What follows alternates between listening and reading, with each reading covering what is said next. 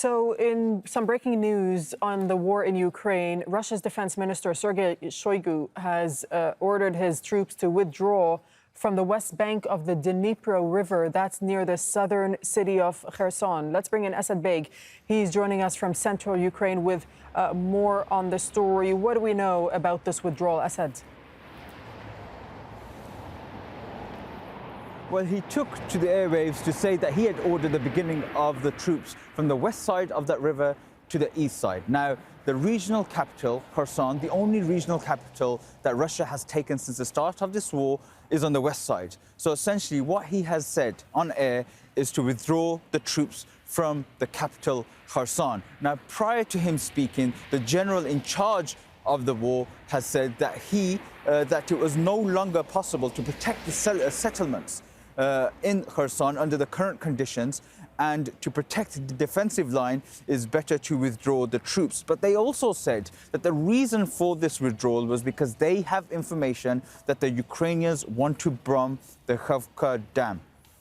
Now, the context to this is that the Russians have been saying that they've been evacuating citizens from Kherson, that officials have been saying that this is the most decisive battle of this war. The officials have been likening it to Stalingrad during the Second World War, where there were 2 million casualties.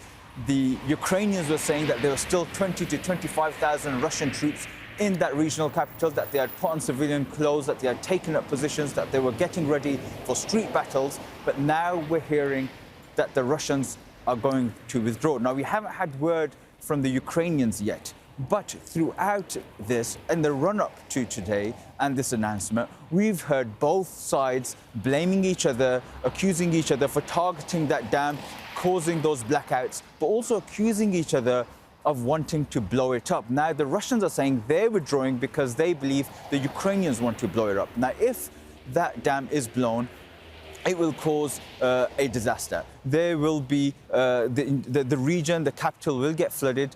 President Vladimir Zelensky, the Ukrainian president, had urged Western leaders to warn Russia not to blow it. Now, Ukraine has from the very beginning said that it is in fact Russia that wants to blow that dam. But the latest news is that this regional capital that Russia was holding on to, that's strategic for them, that's militarily important to them. It's the gateway to the south. It's a gateway to Crimea. It opens up their troops in the east of the country. Right. So, Asad, how significant then is this announcement of withdrawal in the context of the ongoing fighting on the ground in other parts of the country?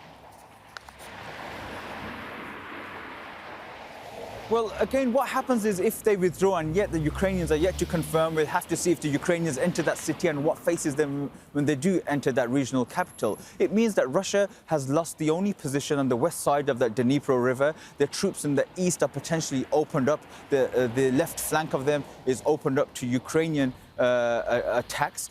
The water supply to Crimea is also under threat because when Russia annexed Crimea in 2014, Ukraine cut off the water. When the Russians took Kherson, they reinstated that water supply, and it was one of the reasons Vladimir Putin gave for the invasion. So it opens up all these possibilities, but the significance is that this will be seen by the Ukrainians as a major victory and a major defeat for Russian President Vladimir Putin. Okay, thank you so much. Baig reporting from Ukraine. Thank you.